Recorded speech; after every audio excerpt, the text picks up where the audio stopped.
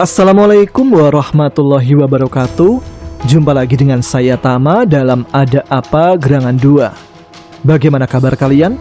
Semoga selalu diberikan kesehatan dan juga rezeki yang cukup.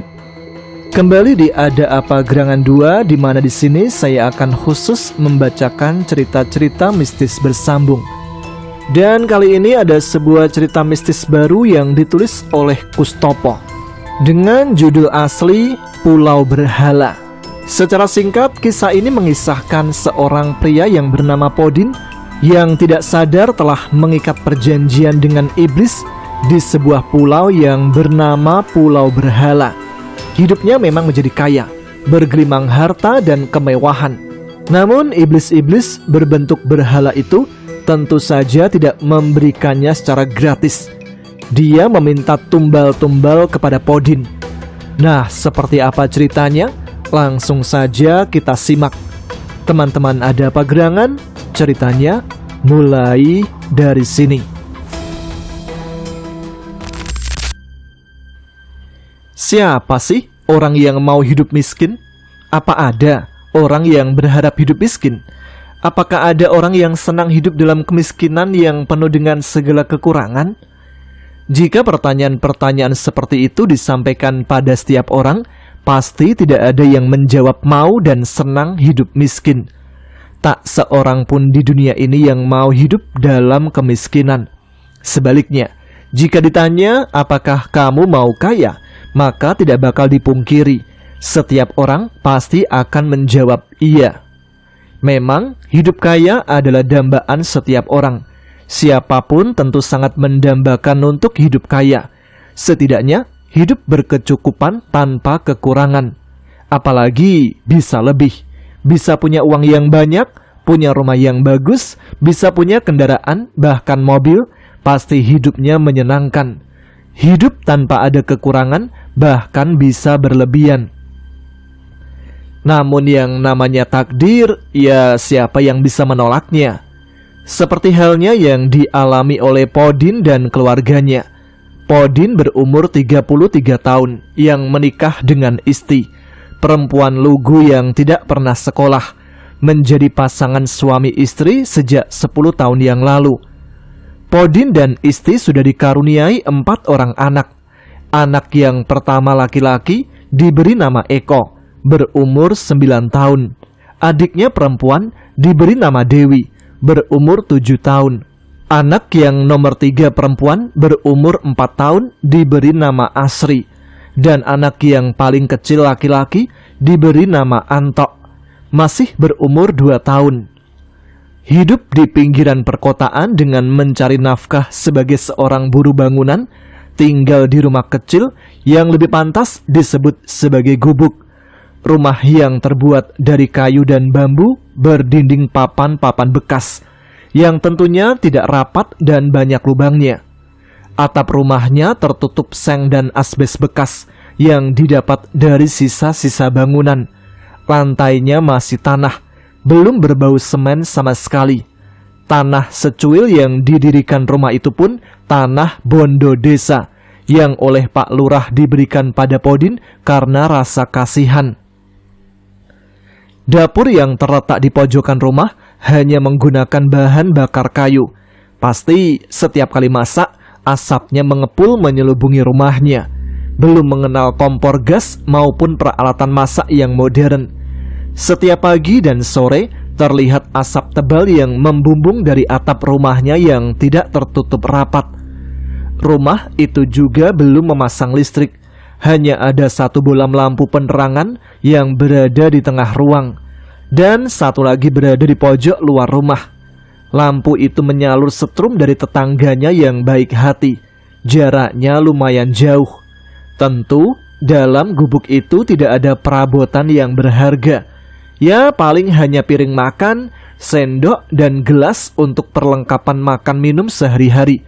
Tidak punya lemari, tidak ada televisi. Anak istrinya kalau mau nonton TV ya harus dompleng di rumah tetangganya. Ya, hidupnya keluarga Podin memang serba kekurangan. Jangankan untuk memperbaiki rumah, buat makan sehari-hari saja masih sangat kurang. Bisa menikmati makan enak, Itu kalau ada tetangga yang baik hati memberi jajanan atau sisa masakan. Ya, daripada dibuang, diberikan saja pada istri yang pasti mau. Hidup yang serba kekurangan. Pak, hidup kita ini kok menderita terus sih? Sampai kapan kita terus-terusan miskin? Tiba-tiba, istri yang membopong anaknya yang paling kecil mengeluh kepada suaminya saat mau melepas suaminya berangkat kerja. Pastinya, istri sudah tidak betah hidup menderita lahir dan batin. Podin kaget mendengar ucapan istrinya itu. Jantungnya berdetak kencang, seakan ada geledek yang menyambar di telinganya. Tentu Podin sangat terpukul dengan kata-kata istrinya itu, karena selama ini ternyata dirinya belum bisa memberikan kebahagiaan pada istri dan anak-anaknya. Jangankan untuk hidup normal seperti orang-orang lain, memenuhi kebutuhan makan saja masih kembang kempis.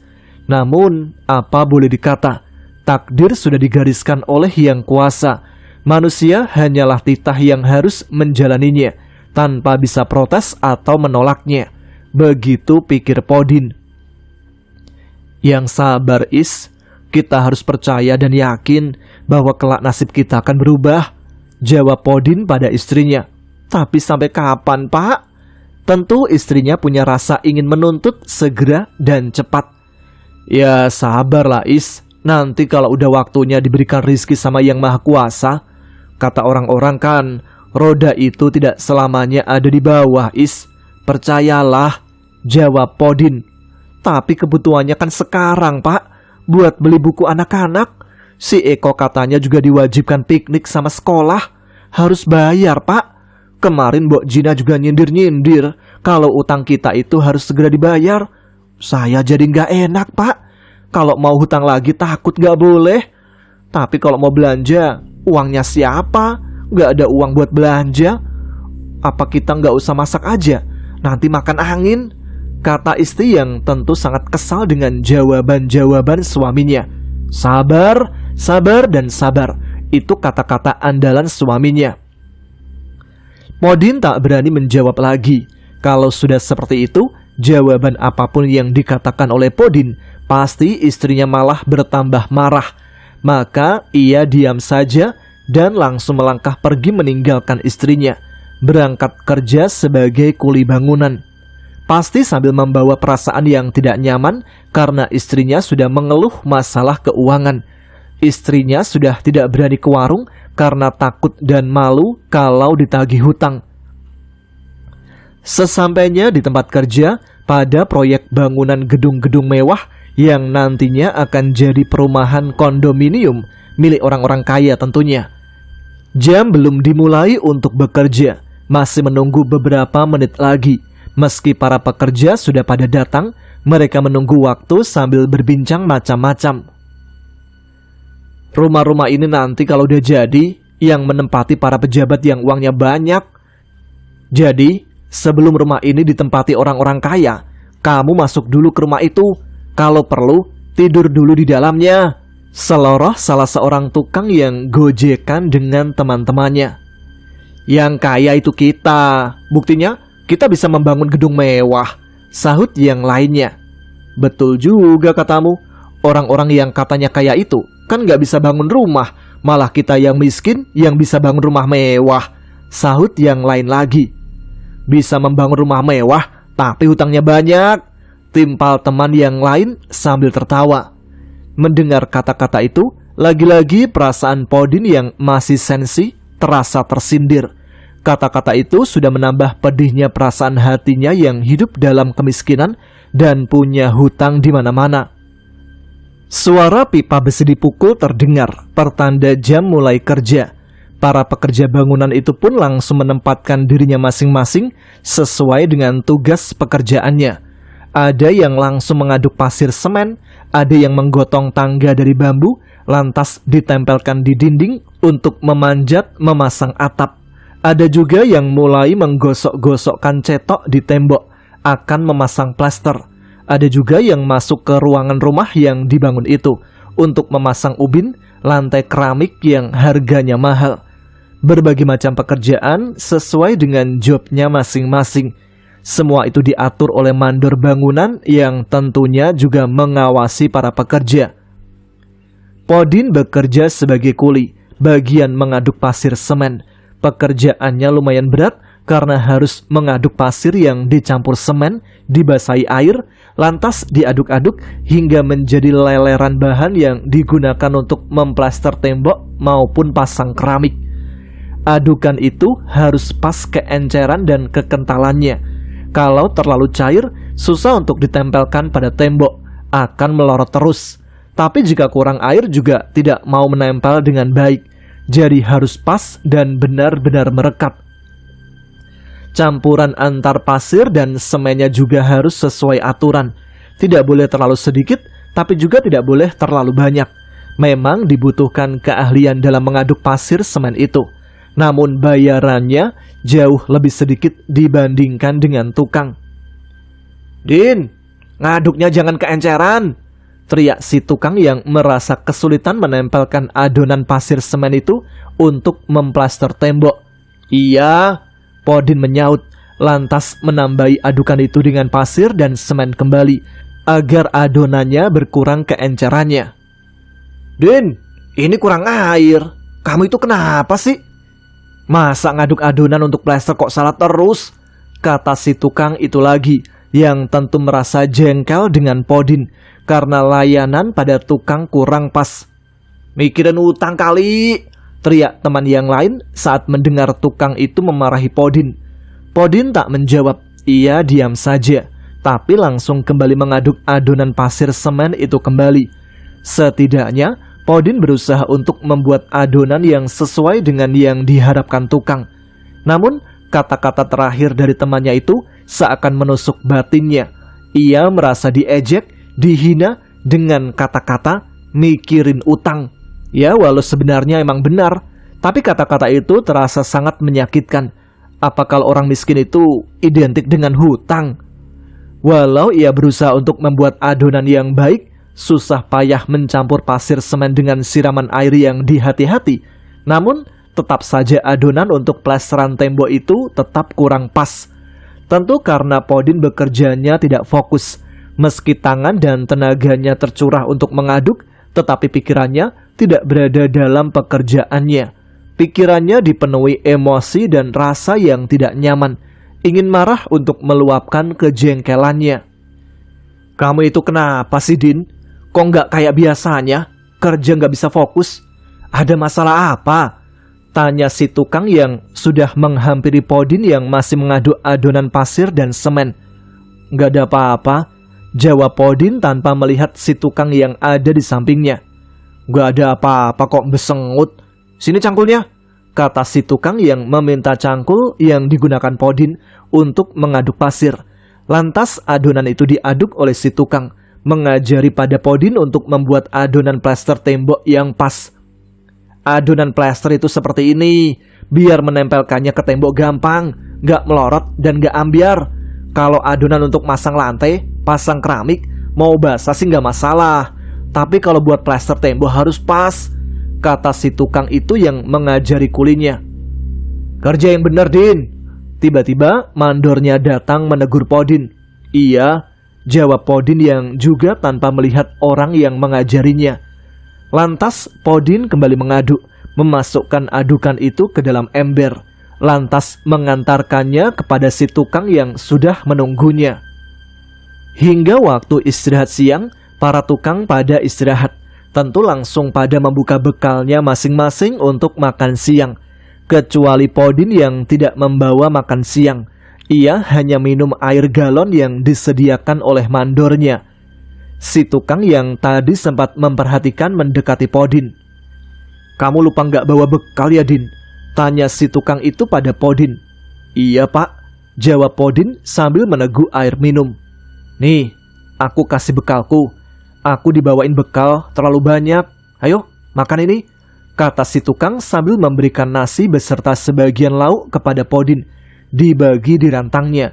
Satu rantang tempat nasi diambil separuh nasinya, dimasukkan ke rantang sayur dan lauk. Demikian juga sayur dan lauknya diambil sebagian dan dimasukkan ke nasi yang diberikan pada Podin. Istrimu kalau bawain bekal kok banyak sekali, Pak. Makasih ya, Pak, kata Podin yang langsung memakan nasi pemberian temannya. Pakai tangan atau muluk karena sendoknya cuma satu. Ya, rezekinya lumayan, Din. Masaknya banyak daripada sisa di rumah, jawab si tukang yang baik hati itu. Enak ya, Pak, rezekinya berlebih, istrinya baik. Pasti rumah tangga Pak Tukang ini tentram dan nyaman, kata Podin memuji si tukang. Orang itu sawang sinawang, Din. Kalau melihat orang lain kelihatannya enak, ya padahal sama aja, jawab si tukang. Tapi mungkin bagi saya memang itu semua belum tercapai, Pak, kata Podin yang tentu tidak bisa mengatakan kalau keluarganya enak. Buktinya, siang itu saja ia tidak membawa bekal karena memang istrinya tidak memasak. Ah, gak usah seperti itu, Din. Orang itu gak bisa dilihat dari yang nampak saja. Tentram, nyaman, enak, bahagia, itu ukurannya bukan harta benda, tetapi hati, Din. Hati kita yang bisa membuat diri kita tentram, kata si tukang itu lagi. Itu hanya kata-kata isapan jempol, Pak. Ngayem-ngayemi aja. Buktinya ya saya ini serba kekurangan. Kami ini emang miskin. Saya nggak memungkiri kenyataan. Gimana mau tentram hati kalau makan aja kekurangan, kata Podin yang mulai curhat. Podin kok deket-deket Pak Tukang? Pasti mau hutang ini. Tiba-tiba terdengar suara ejekan dari teman yang lainnya yang kebetulan lewat dekat Podin yang masih ngobrol dengan tukang. Loh, Pak, dengar sendiri toh, orang-orang selalu mengejek saya itu orang miskin. Kalau dekat orang lain pasti dikira mau utang, kata Podin yang menunjukkan perlakuan temannya. Dul, gak boleh ngomong kayak gitu, kata si tukang pada temannya yang mengejek Podin. Alah, Pak, udah kebiasaan Podin. Kalau deketin orang, nanti endingnya bilang mau utang. Hahaha. Temannya itu kembali mengejek. Tentu wajah Podin langsung memerah. Rasanya ingin marah, tapi tidak enak kalau nanti terjadi keributan, malah jadi masalah. Podin hanya bisa menahan emosi. Memang serba salah, mau memungkiri kata-kata temannya, tapi kenyataannya emang begitu. Ia juga berniat mencari pinjaman kepada teman-temannya. Tapi kalau setiap kali diomong sebagai tukang utang, apalagi digembar-gemborkan di tempat orang banyak seperti itu, pasti rasanya juga sangat memalukan. Tapi mau gimana lagi, kalau hidupnya memang penuh dengan kekurangan. Di rumah, istrinya meminta uang untuk kebutuhan hidup. Kalau tidak diberi, pastinya tidak bakal masak. Sedangkan istrinya sendiri juga sudah ditagih oleh warung-warung yang dihutangi setiap hari. Pak, boleh saya pinjam uang? Tiba-tiba Podin mengatakan niatnya untuk hutang kepada si tukang. Tukang itu tidak menjawab, diam saja tanpa memandangi wajah orang yang berbicara. Tangannya mengambil rantang yang dibuat makan Podin, lantas memasukkan rantang itu ke dalam tas kresek, lalu pergi meninggalkan Podin. Dalam batin si tukang, bener nih apa yang dikatakan si Dul, Podin tukang utang. Podin memutar otak, memikirkan bagaimana caranya untuk mencari uang agar bisa memenuhi kebutuhan keluarganya. Apakah ia akan jadi pengemis? Jadi pengemis memang gampang, tinggal duduk di pinggir jalan sambil menyodorkan tangannya. Maka nanti orang-orang yang lewat akan memberikan uang receh kepadanya. Syukur-syukur kalau ada dermawan yang baik hati, biasanya akan memberikan jumlah yang berlebih. Enak, tidak capek, tidak lelah, tidak mengeluarkan keringat, uang datang dengan sendirinya. Tapi mau ditaruh di mana mukanya? Kalau nanti para tetangganya tahu, pasti mereka akan mengolok-olok. Podin jadi pengemis. Tentu anak dan istrinya juga akan malu dan diejek oleh teman-temannya. Terutama anaknya yang sudah sekolah, pasti teman-teman di sekolahnya akan membuli. Lemas tubuh Podin. Pulang kerja sebagai kuli bangunan, ia berjalan gontai. Enggan rasanya untuk pulang ke rumah. Pasti nanti akan dicegat istrinya di depan pintu. Lantas sang istri akan meminta uang. Katanya banyak kebutuhan yang harus segera dibayar. Anaknya yang besar, yang sekolah kelas 4 SD, sudah terus-terusan menanyakan ongkos piknik, studi tour katanya. Lantas istrinya juga akan mengatakan kalau beras yang akan dimasak sudah habis. Kalau tidak beli, anak-anak dan dirinya tidak akan makan karena tidak ada nasi. Kalau disuruh hutang lagi ke warung, pasti akan dimarah-marahi oleh pemilik warung karena hutangnya yang kemarin saja belum dibayar. Atau alternatif yang kedua, menjadi pencopet, naik turun bis, berdesak-desakan sama penumpang bis yang penuh sesak, lantas mengambil dompet-dompet para penumpang. Pasti hasilnya lebih besar. Dalam waktu sekejap akan mendapat uang dalam jumlah yang banyak. Tetangganya nggak ada yang tahu, anak-anaknya juga tidak akan dibully. Tapi kalau sampai tertangkap, gimana? Kalau misalnya langsung digebuki rame-rame oleh massa, tubuhnya pasti babak belur. Ya kalau cuma babak belur, kalau sampai mati gimana? Pasti rahasianya juga akan terbongkar. Bahkan keluarganya akan lebih malu. Tidak hanya malu saja, tetapi juga lebih repot. Atau jadi pencuri, mengambil barang-barang milik orang kaya. Nanti hasil curiannya dijual ke tukang tadah. Tapi sama aja, kalau sampai ketangkep, pasti juga akan digebuki warga. Dan kalau sampai dimasukkan ke penjara, lagi-lagi keluarganya yang tambah repot. Tidak hanya mencemarkan nama baik, tetapi juga akan menyusahkan anak dan istrinya. Siapa yang akan bekerja kalau dirinya sampai di penjara? Kasihan anak-anaknya. Belum lagi kalau sudah keluar dari penjara, namanya sudah tercemar dan diberi cap mantan napi. Hidup kok susah terus. Podin berteriak keras ingin melepas penatnya. Ada apa, Den Mas? Kok sampai teriak kencang sekali? Tiba-tiba ada laki-laki tua yang layak disebut sebagai kakek-kakek berjalan tertatih dengan menggunakan tongkat di tangan kanannya. Laki-laki ini berpakaian layaknya gembel, pakaiannya kumuh dan lusuh, bahkan terlihat seperti compang-camping. Kepalanya mengenakan caping keropak dari anyaman daun pandan, seperti bekas miliknya turis yang sudah rusak dan dibuang.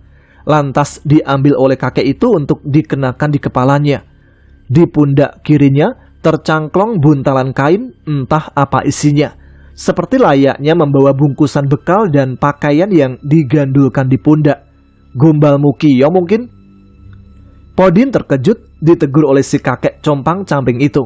Tidak tahu asal-usulnya dari mana, tiba-tiba saja si kakek sudah berada di dekatnya.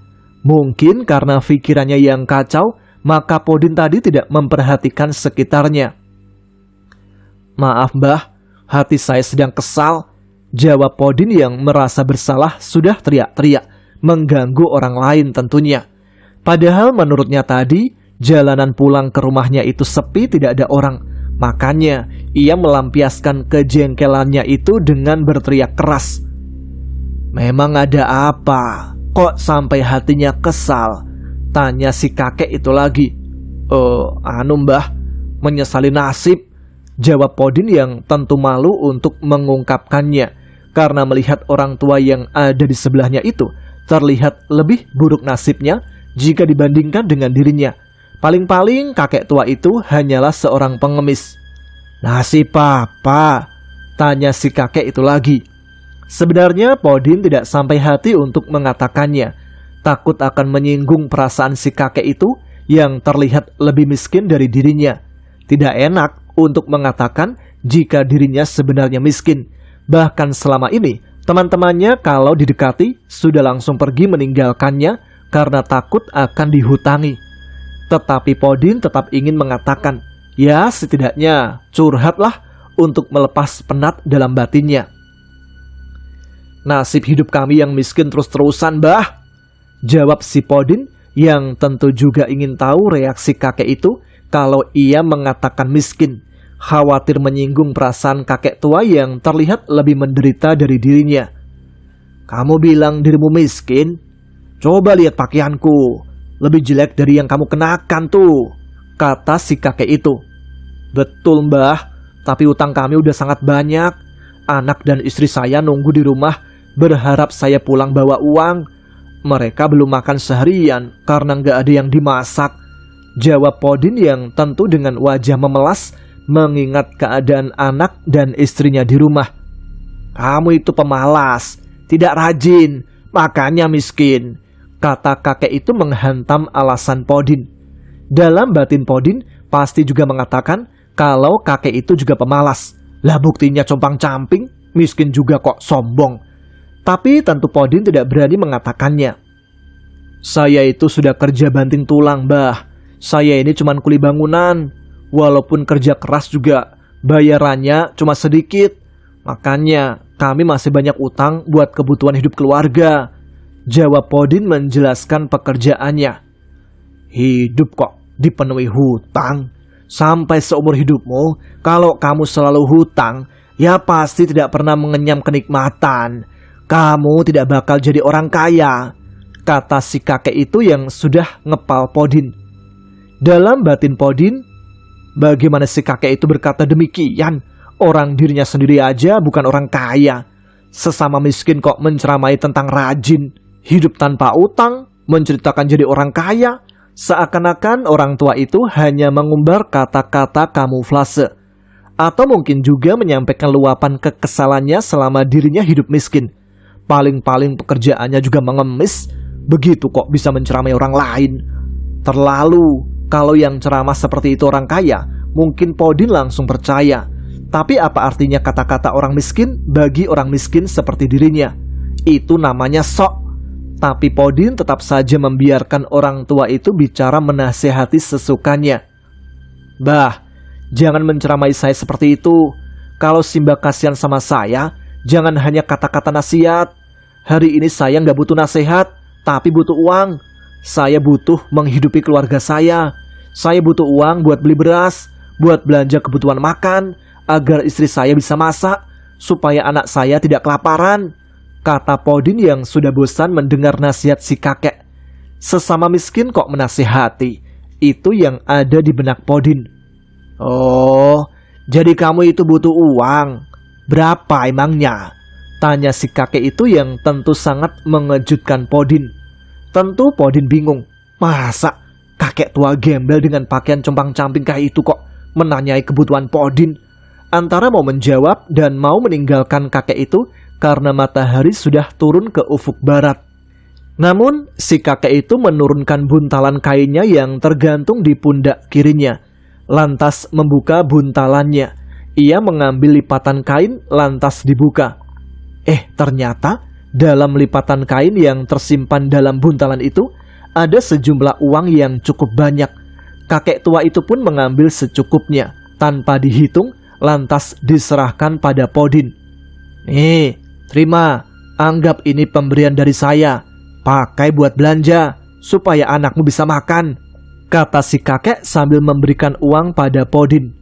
Podin tentunya kaget. Ternyata laki-laki tua yang dianggapnya miskin itu punya uang yang sangat banyak. Bahkan kini Podin sudah diberi uang itu, tanpa dihitung lagi. Dan jumlahnya bagi Podin tentu sangat besar. Belum pernah ia melihat uang lembaran ratusan ribu yang cukup banyak. Setidaknya itu ada 1 juta lebih. Dalam hidupnya, baru kali ini tangannya memegang uang sebanyak itu. Bayaran dari hasil kerjanya saja tidak ada separuhnya. Itu saja masih dipotong kasbon oleh Pak Mandor. Makanya, tangan Podin gemetar menerima uang itu. Ini beneran, Bah? Uang ini dikasih ke saya? Podin yang bingung dan ragu-ragu tentu ingin kepastian. Ya, bener. Pakai aja buat memenuhi kebutuhan hidupmu. Kalau kurang, kamu itu bisa menemui saya dan minta lagi. Tak tambahi, kata si kakek itu yang sudah kembali mencangklongkan buntalan kain di pundaknya. Yang bener, Mbah? Tanya Podin yang langsung hingar-bingar mendengar tawaran itu. Pasti nanti kalau ada kekurangan, Podin akan senang hati menemui kakek itu. Hanya bilang butuh uang, langsung diberi.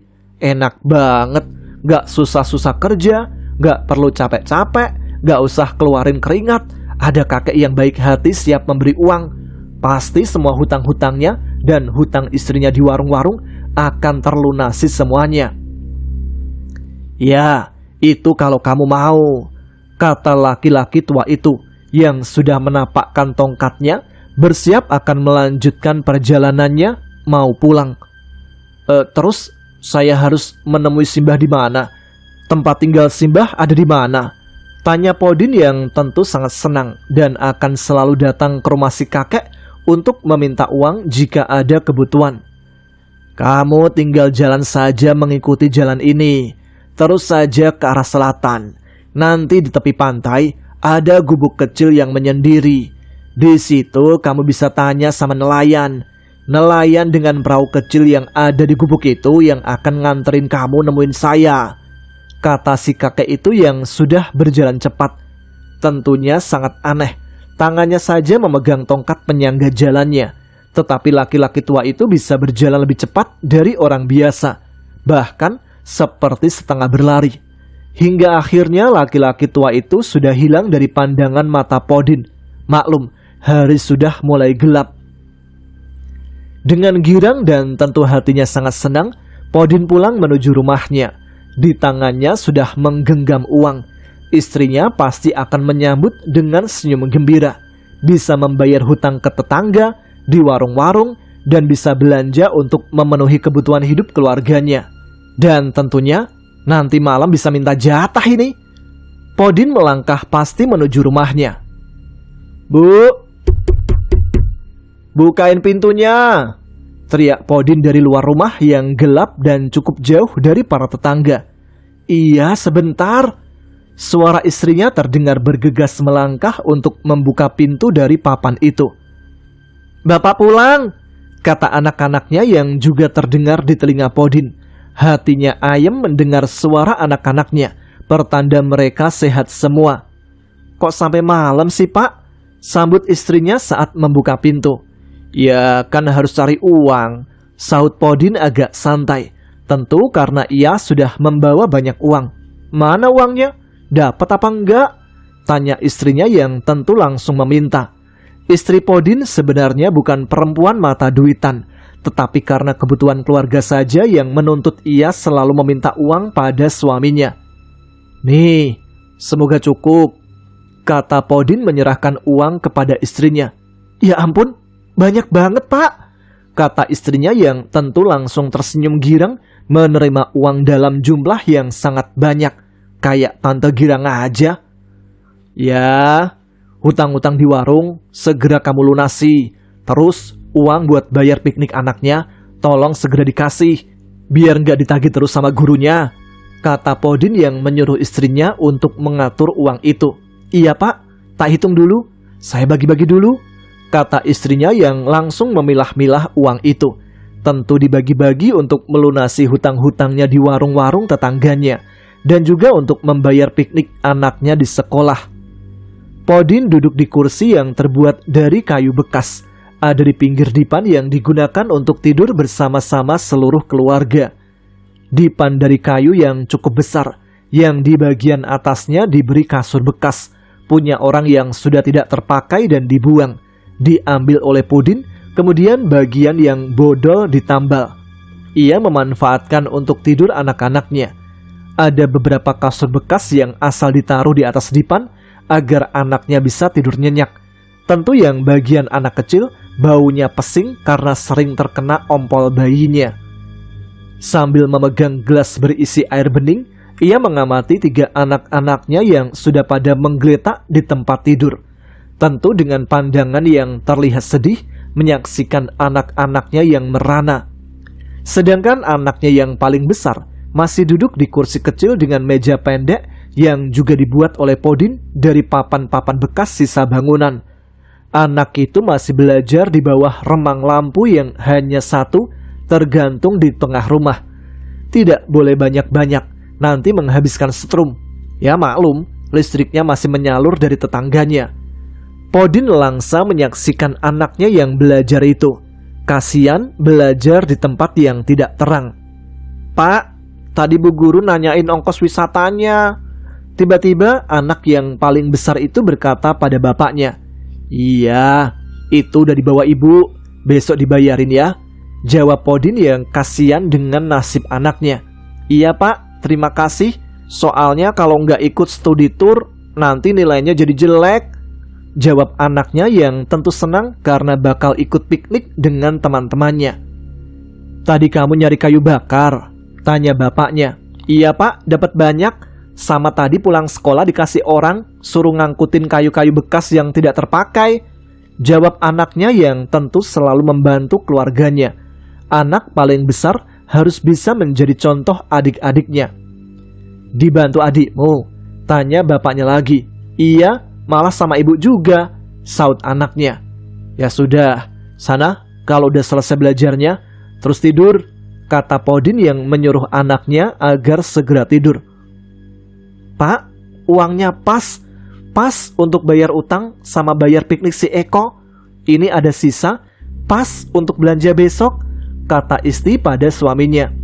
"Yah, disyukuri Bu, yang penting bisa untuk makan," saut Podin pada istrinya. "Tapi yang untuk lusa, kita kan juga butuh uang lagi untuk belanja," kata istrinya yang tentu akan selalu meminta uang pada Podin. "Ya, semoga besok kita ada rezeki lagi, Bapak akan cari," saut Podin yang tentu langsung teringat si kakek baik yang tadi sudah memberikan uang kepadanya. Singkat cerita, keesokan paginya, "Pak, ini bekalnya. Cari uang yang banyak lagi ya Pak, biar hidup kita itu lebih enak dan tidak terbelit utang," kata Isti pada Podin saat menyerahkan bekal pagi yang dibungkus daun pisang dan dimasukkan ke dalam kantong kresek untuk makan siang di tempat kerja, tentu dengan harapan bahwa suaminya nanti akan pulang membawa uang yang sebanyak kemarin untuk memenuhi kebutuhan keluarganya lagi. "Iya," kata Podin yang berdiri di depan pintu sambil mengamati anak-anaknya yang sudah bersiap berangkat sekolah. "Pak, Eko berangkat sekolah dulu ya," anaknya yang paling besar dengan seragam SD menyalaminya dan berpamitan akan berangkat sekolah. "Iya, sekolah yang benar biar pintar. Besok biar jadi dokter. Jangan lupa uang pikniknya dibayarkan ke bu guru. Adiknya dijaga," kata Podin yang memesan anak sulungnya saat berpamitan akan sekolah. "Iya Pak," saut anaknya. Setelah dipamitin anak-anaknya, Podin sendiri juga berpamitan pada istrinya akan berangkat kerja. "Aku berangkat duluan Bu," kata Podin sambil mengelus kepala anaknya yang masih digendong istrinya. "Iya, jangan lupa Pak, pulang bawa uang yang banyak," saut istri yang melepas kepergian suaminya. Pagi itu Podin niatnya akan berangkat kerja, berjalan menuju proyek tempatnya bekerja sebagai kuli bangunan. Namun saat sampai di jalan, di mana sore kemarin ia bertemu dengan kakek-kakek yang sudah memberikan banyak uang, ia teringat kata-kata si kakek itu. "Kalau kurang, kamu bisa temuin saya dan minta lagi."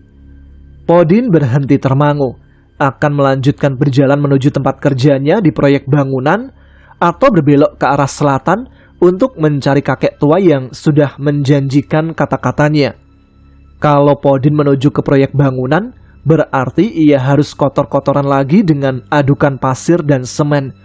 Ia harus berpanas-panasan di bawah terik matahari yang menyengat dan membakar tubuhnya. Belum lagi cacian dan hinaan dari teman-temannya yang selalu curiga dan menghindar kalau didekati karena takut akan dihutangi. Ditambah kalau adukannya kurang pas, pasti tukang yang diladeni akan marah-marah. Ditambah masih dimarahi oleh Pak Mandor yang selalu mengatakan kalau dia tidak becus dalam bekerja. Ditambah dapat uangnya pun tidak sebanyak kemarin tentunya. Akhirnya Podin membelok ke arah selatan, menuruti kata-kata laki-laki tua yang sudah pernah memberi uang kepadanya dan mengatakan akan memberi lagi jika memang Podin mau memintanya. Ia pun berjalan menuju arah selatan. Ya, menuju ke arah pantai seperti yang dikatakan oleh kakek itu. Namun ternyata berjalan ke arah selatan untuk mencari keberadaan si kakek itu tidaklah dekat. Podin harus berjalan cukup jauh. Bahkan rasanya sudah sangat letih, belum juga sampai. Ia harus berpeluh dan dihempas debu-debu jalanan yang diterbangkan oleh kendaraan yang berlalu lalang. Tetapi karena niatnya sudah bulat, jika pulang ia harus membawa uang. Bahkan ia juga teringat kata-kata istrinya, "Jangan pulang kalau nggak bawa uang yang banyak kayak kemarin." Maka tekad Podin sudah bulat.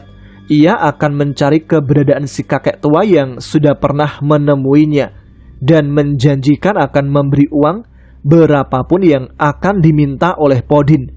Podin pun melanjutkan perjalanannya, terus ke arah selatan.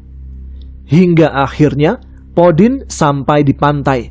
Rasa letihnya yang sudah memuncak kini berubah menjadi senyum. Pastinya ia akan bertemu dengan laki-laki tua yang menyuruhnya untuk mencari gubuk yang berdiri di tepi pantai.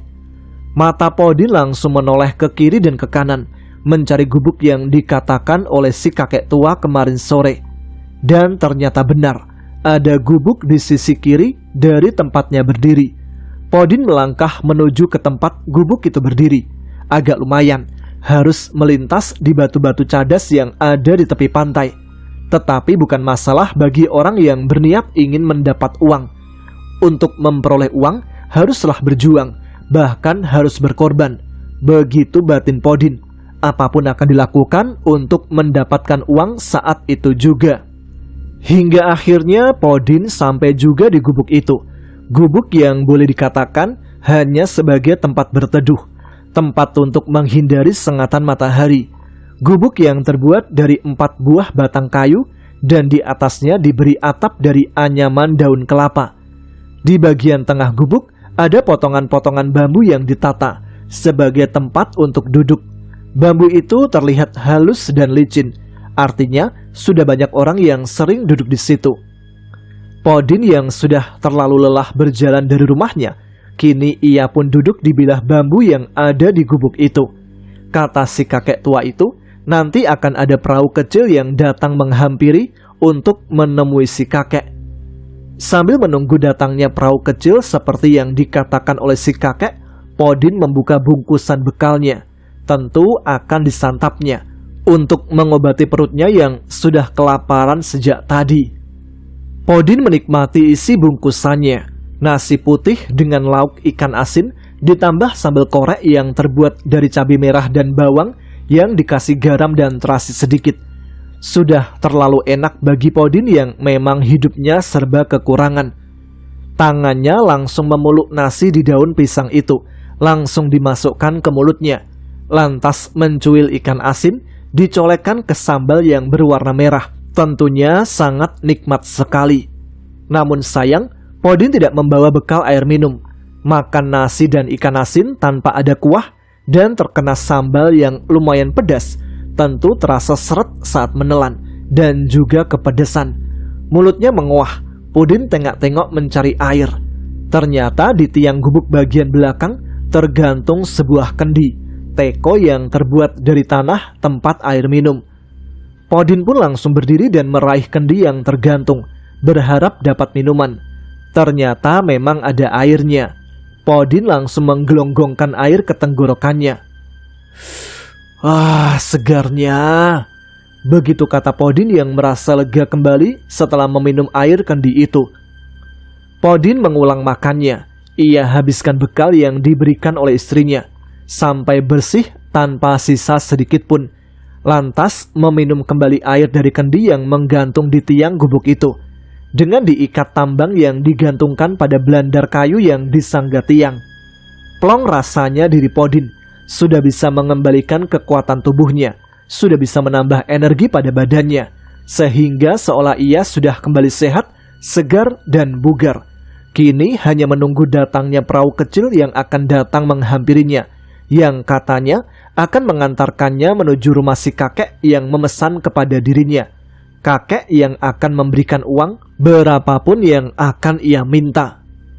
Sambil menunggu perahu kecil yang akan datang, tentu pikiran Podin sudah melayang kemana-mana. Ia sudah membayangkan kalau nanti ketemu dengan laki-laki tua itu, ia akan meminta uang sebanyak-banyaknya.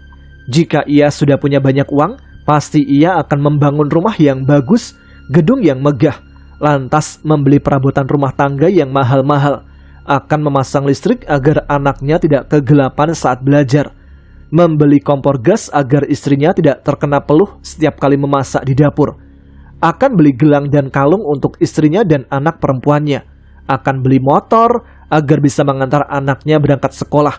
Pokoknya banyak yang diinginkan. Yang jelas, Podin tidak mau diejek lagi oleh para tetangganya, terutama pemilik warung yang terus-terusan menghina kalau istrinya mau hutang beras. Hingga tanpa terasa, matahari sudah mulai menurun dan akan bersembunyi di langit barat. Lembayung sore sudah menghiasi langit, menggantikan warna biru yang selalu dominan. Podin kaget dan langsung berdiri. Ia melihat ke kanan dan ke kiri, melihat jauh ke tengah laut, tetapi belum terlihat ada tanda-tanda perahu yang akan datang menjemputnya. Kapan datangnya perahu? Seperti yang dikatakan oleh kakek tua itu. Kenyataan yang ia amati, tidak ada perahu satupun di perairan itu. Bahkan perahu nelayan saja juga tidak terlihat. Laut yang sepi, pantai yang tak berpenghuni. Apa si kakek itu bohong? Lantas, kalau hari sudah gelap, bagaimana dia akan pulang? Jalannya tidak terlihat, bisa jatuh ke air. Namun kekhawatiran Podin itu sirna, manakala dari arah barat ada perahu kecil yang terlihat. Perahu itu seakan muncul dari langit barat, tempat tenggelamnya matahari, sehingga menampakkan perahu itu seakan seperti siluet dengan latar belakang bulatan matahari yang berwarna merah. Nampak indah seperti lukisan para seniman yang mengabadikan keindahan alam. Tenang rasa hati Podin menyaksikan kedatangan perahu itu. Pasti ini adalah perahu yang dikirimkan oleh si kakek tua untuk menjemput dirinya menuju ke rumahnya. "Woi, ayo turun sini, naik ke perahu, cepat!" Terdengar teriakan si tukang perahu yang memegangi galah untuk menjalankan perahunya. Perahu itu sudah menepi di pinggir pantai, tepat di bawah gubuk tempat Podin berdiri. Podin berteriak dan langsung bergegas turun dari tempat keberadaan gubuk itu menuju ke perahu yang bersandar. Podin menginjak batu-batu karang yang tidak terhempas oleh gelombang laut, bahkan melompat agar tidak masuk ke dalam air. Lantas setelah sampai di dekat perahu, Podin langsung melompat masuk ke perahu. Ia duduk di tengah perahu, yang memang ada kayu papan tebal untuk tempat duduk penumpangnya. "Saya minta diantar ke rumah kakek tua yang baik hati itu ya Pak," kata Podin pada tukang perahu itu. Namun tukang perahu itu diam tidak menjawab, tetapi sudah mendorong galahnya untuk menjalankan perahunya. Dan sekali dorong, perahu itu sudah sampai di tengah laut. Perahu itu berjalan dengan tenang. "Rumahnya Simbah itu jauh ya Pak?" tanya Podin pada tukang perahu itu. Sebenarnya Podin ingin memecah suasana yang sepi. Ia ingin mengobrol dengan tukang perahu. Namun lagi-lagi tukang perahu itu hanya diam tanpa bicara sepatah kata pun.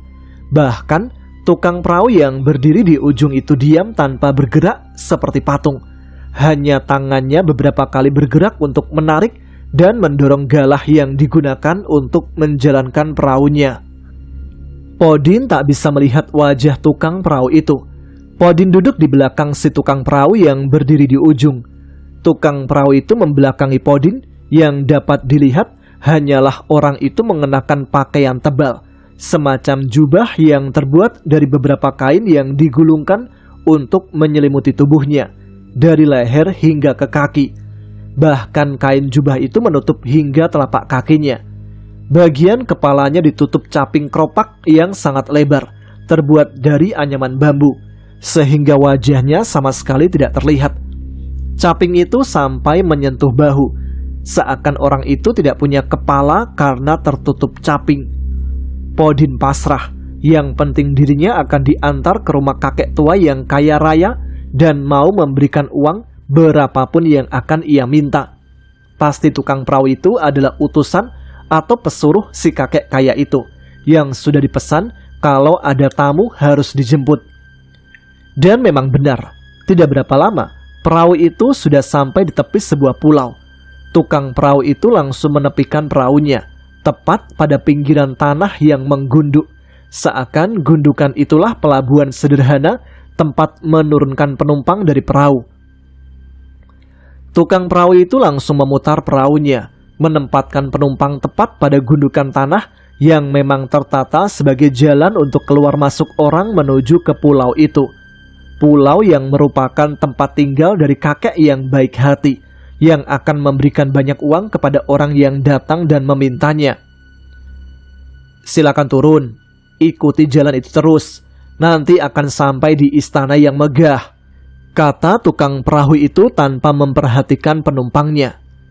Istana yang megah?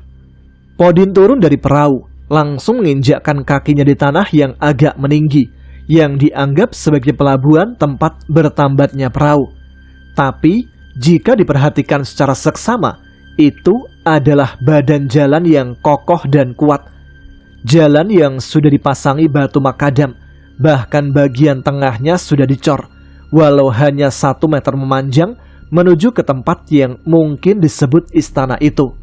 Sehingga jalan itu terlihat bagus. Meski hari semakin gelap, sangat mudah untuk melintasi tempat itu. Begitu Podin turun dari perahu, tukang perahu itu sudah pergi meninggalkan penumpangnya. Podin yang sudah menapakkan kakinya di bahu jalan langsung mengamati sekelilingnya. Sebuah pulau yang tidak begitu besar, tetapi sangat rimbun ditumbuhi tanaman-tanaman yang sangat lebat, sehingga pulau itu memang tidak menunjukkan tanda-tanda adanya istana yang megah di dalamnya, seperti yang dikatakan oleh tukang perahu. Podin langsung melangkahkan kakinya di jalan yang sudah dicor itu. Begitu melangkahkan kakinya, ia langsung menghilang ditelan rimbunnya tumbuhan yang lebat menutupi pulau. Gelap gulita karena tidak ada sinar yang sanggup menerobos tempat itu. Apalagi semburat lembayung senja sudah mulai menghilang. Tidak ada lagi cahaya yang sanggup menyinari tengah pulau itu. Dengan hati-hati, Podin menapakkan kakinya melintasi gelapnya rerimbunan hutan. Setelah beberapa langkah, tampak oleh penglihatannya ada sinar yang menerobos.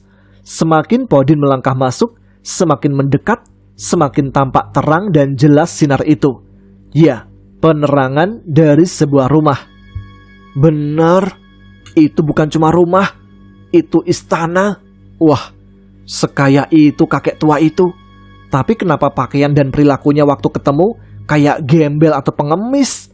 Begitu gumam Podin saat sampai di depan istana yang megah dan penuh gemerlap lampu-lampu tersebut. Istana yang sering dibayangkan dalam cerita Aladin. Bangunan yang menjulang tinggi, besar, dan serba terang benderang. Walau malam hari, istana itu terlihat sangat mencorong dengan kemewahannya. "Woi, jangan diam di sana aja. Cepat masuk!" Tiba-tiba terdengar teriakan dari dalam istana. Podin menengok ke kanan kiri, bahkan juga melihat ke atas istana itu, mencari asal suara yang menyuruh dia masuk. Tetapi tidak terlihat orangnya. Bahkan seakan tidak ada orang di sana. Istana itu sepi, seakan tidak ada orang di dalamnya. Dengan rasa takut dan tentu kakinya gemetar, Podin mencoba melangkahkan kakinya. Ia memberanikan diri untuk masuk ke istana itu. Perlahan ia melangkah, takut kalau dibentak yang punya istana. Podin melepas sandalnya, menginjakkan telapak kaki di lantai marmer yang kinclong. Tentu sambil menjijitkan kakinya, takut kalau mengotori lantai itu. "Selamat datang di rumahku, anakku. Ayo masuk, tidak usah ragu-ragu." Suara itu muncul di pendengaran Podin. Tetapi lagi-lagi Podin menoleh-noleh mencari asal suara itu, namun tetap saja tidak melihat orang yang bersuara. Tidak ada orang satupun di istana itu. Namun seakan ada yang menyuruh, suara itu bergema di telinga Podin. Ya, itu memang suara si kakek yang pernah bertemu dengannya di jalan. Berarti ini memang istana milik si kakek tua itu. Ah, berarti benar, ini rumah kakek tua itu. Kaya banget orangnya. Aku akan minta uang dan harta sebanyak-banyaknya. Begitu gumam Podin yang langsung melangkahkan kakinya masuk menuju ruang tengah istana megah tersebut. Megah, namun begitu sunyi. Tidak ada orang satupun selain Podin yang terlihat di sana.